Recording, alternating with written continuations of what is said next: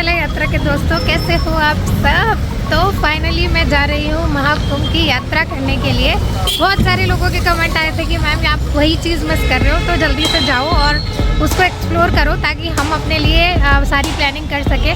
सबसे पहली चीज़ जो मुझे पूरे इस टूर को प्लान करने में लगी है, बहुत सारी प्रॉब्लम्स आती है, तो मैंने सोचा ये मैं पूरा का पूरा आप लोगों को बताऊंगी स्टेप बाय स्टेप कि कैसे कैसे आपको जाना चाहिए। अगर आप लोग जयपुर से हैं तो जैसे मैं जा रही हूँ वैसे इजीली जा सकते हैं, और भी और कौन कौन से ट्रांसपोर्टेशन है वो सब भी मैं आपको डिटेल में बताती रहूँगी। तो मैं अभी पहुँच चुकी हूँ नारायण सिंह सर्किल। ये रहा मेरा, नहीं सॉरी, त्रिमूर्ति सर्किल मेरे पीछे।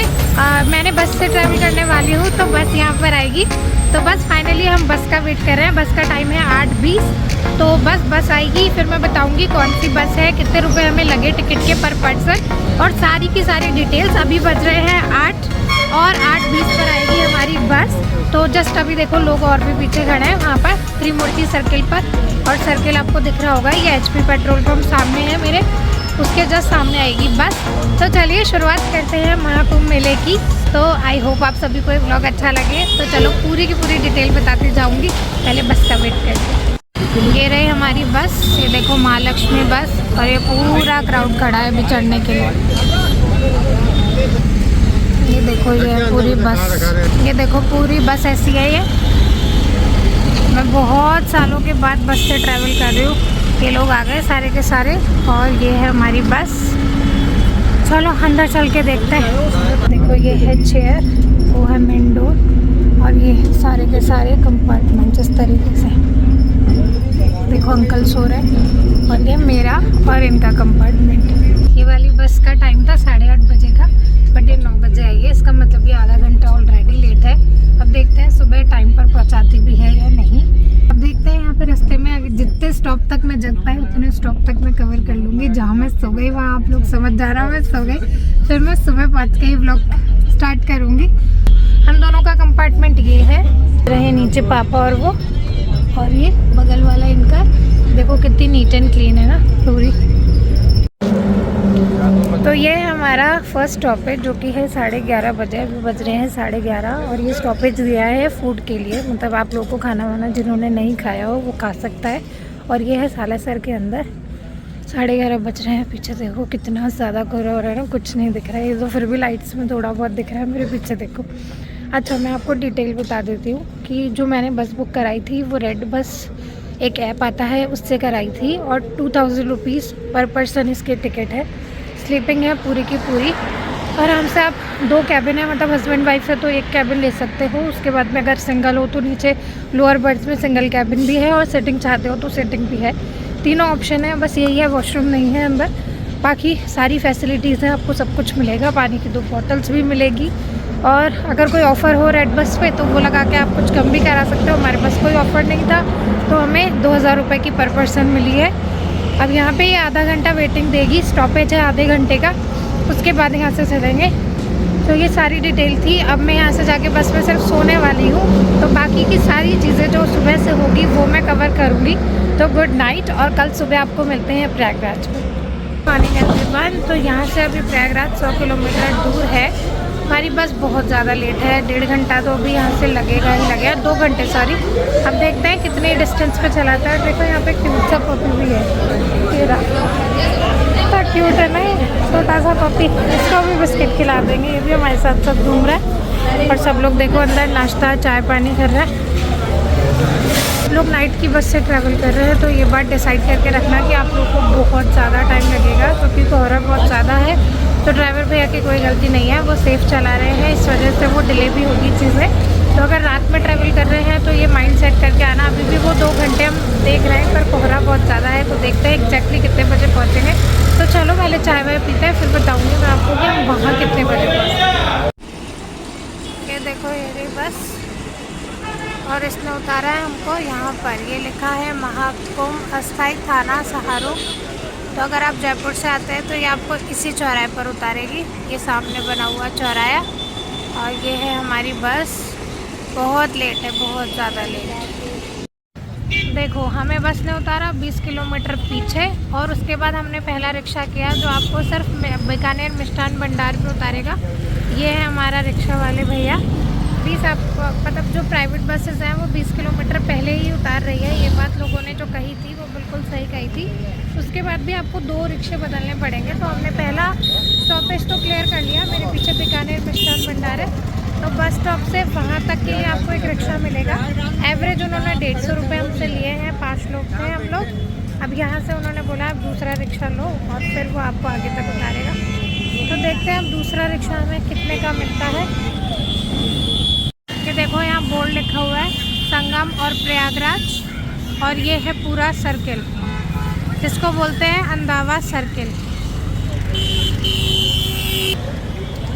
बस का टाइमिंग था हमारा यहाँ पे पहुँचाने का 11 बजे, उसने हमें पहुँचाया है 12:30 बजे। तो आप ये पहले सेट करके आना कि बस से आ रहे हो तो डिले तो होगा ही होगा, क्योंकि दौरा बहुत ज़्यादा है। अब तो धूप निकल गई है। तो हाईवे से यहाँ तक तो हमने एक स्टॉप क्लियर कर लिया, अब दूसरे स्टॉप तक जाना है, फिर हमें होटल पहुँचाएंगे। उसके बाद देखते हैं हमारे आगे का क्या प्लान है।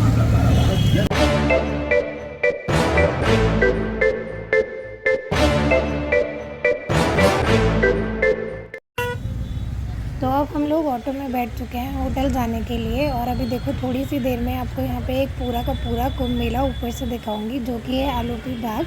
इस रोड पे सबसे ज़्यादा ट्रैफिक मिलेगा आपको। कि देखो यहाँ से पूरा का पूरा व्यू दिख रहा है आपको टेंट का। यहाँ पे सारे टेंट और मेले, और यहाँ पे आपको सारे नदियाँ घाट भी मिलेगी। अगर आप ऊपर से ड्रोन शॉट के बिना देखना चाहते हो तो इस वे पे जाके देख सकते हो। पर सबसे ज़्यादा ट्रैफिक आपको यहीं मिलेगा। हमें यहाँ पे 3.5 घंटे लग गए थे होटल तक पहुँचने में सिर्फ, क्योंकि ये सबसे ज़्यादा ट्रैफिक वाला रोड है। इधर एक साइड ये है और दूसरी साइड देखेंगे तो दूसरी साइड भी सेम चीज़ बनी हुई है। तो ये पूरा का पूरा कुंभ मेले का ड्रोन शॉट है आप सभी के लिए, जो ऊपर से हमने कैप्चर किया है।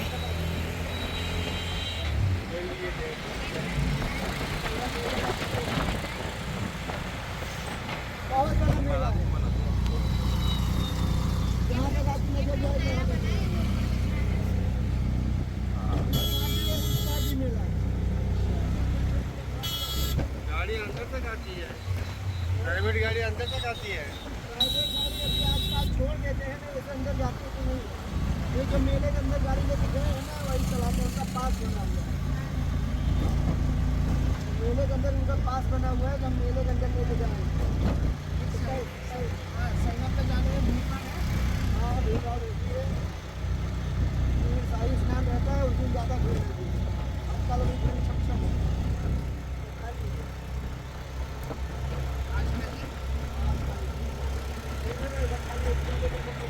आज तो पूरा खाली है।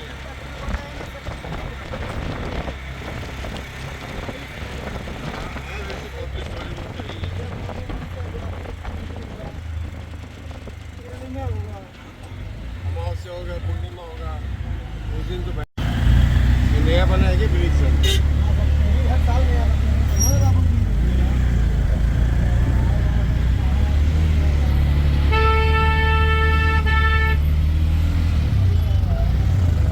देखो कितना ज़्यादा ट्रैफिक हो रहा है, बिल्कुल ट्रैफिक। आगे संगम तक कोई नहीं जाता है, सब ऐसे अपने चौराहे टेम्पो चल रहे हैं ना, वो सब उनका अंदर ही रहते हैं ना। वो पास वो जो बाहर का रास्ता है, पब्लिक आराम से संगम पहुंच जाए।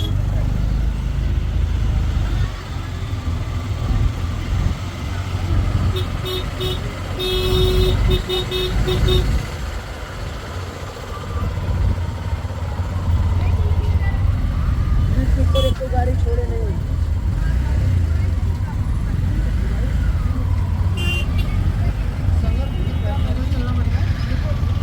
लगभग 2 किलोमीटर।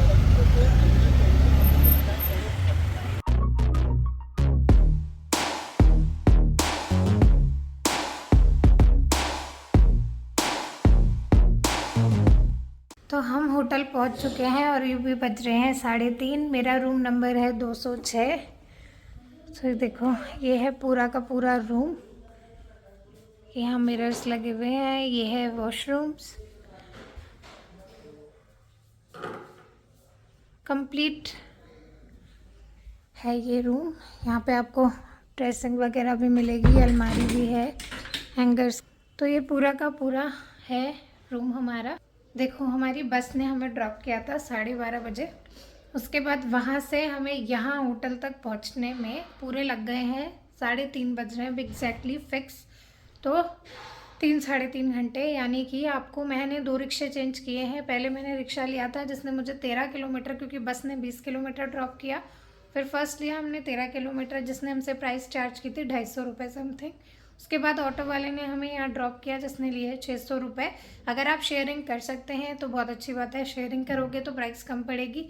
हम 5 लोग थे तो हम शेयरिंग नहीं कर सकते थे, इसलिए हम लोगों ने अपना पर्सनल ऑटो किया। और ट्रैफिक इतना ज़्यादा है, ये जो डिस्टेंस था 10 किलोमीटर का हमारा सेकंड ट्रिप में, वो बहुत ज़्यादा ट्रैफिक वाला था, क्योंकि पूरा मेला उस बीच में ही है। तो इतना ज़्यादा हेडेक हो गया है। तो अगर आते हो तो बहुत कुछ प्लान करने की ज़रूरत है। तो that's it for this part 1 मैं यहीं एग्जिट करती हूँ। मैं आपको पार्ट 2 में दिखाऊंगी कि मैं संगम कैसे पहुँची हूँ, वहाँ पे क्या क्या चीज़ें अवेलेबल है। अगर वहाँ पे और भी कोई कॉस्ट में ऐसा होगा जहाँ पे लोगों को ठहरना चाहिए, तो मैं वो भी आप सभी के लिए एक्सप्लोर करूँगी। अगर मैं अपने होटल की प्राइस बताऊँ तो मुझे ये 6000 रुपीज़ पर रूम मिला है पर नाइट। तो हो सकता है ये आप लोग को एक्सपेंसिव लगे, बट मुझे यहाँ आना इम्पॉर्टेंट था तो मैंने ये पे किया। अगर आप लोग कर सकते हैं तो डेफिनेटली यहाँ पर आके पे कर सकते हैं, क्योंकि रूम भी स्पेशियस है और क्लीन भी है, तो आप यहाँ आके आराम से स्टे कर सकते हो। बस ट्रैफिक का कुछ नहीं हो सकता, आप चाहे किसी भी एरिया से लो या किसी भी एरिया के होटल में जाओ, लेकिन ट्रैफिक तो मिलेगा। तो पार्ट 1 यहीं एग्जिट करते हैं। कोई भी क्वेरी हो तो कमेंट सेक्शन में पूछ लेना। होटल की डिटेल्स, नाम, लोकेशन सब कुछ डिस्क्रिप्शन में डाल दूंगी। तो चलिए पार्ट 2 पे मिलते हैं, तब तक अपना ख्याल रखिए। Bye bye.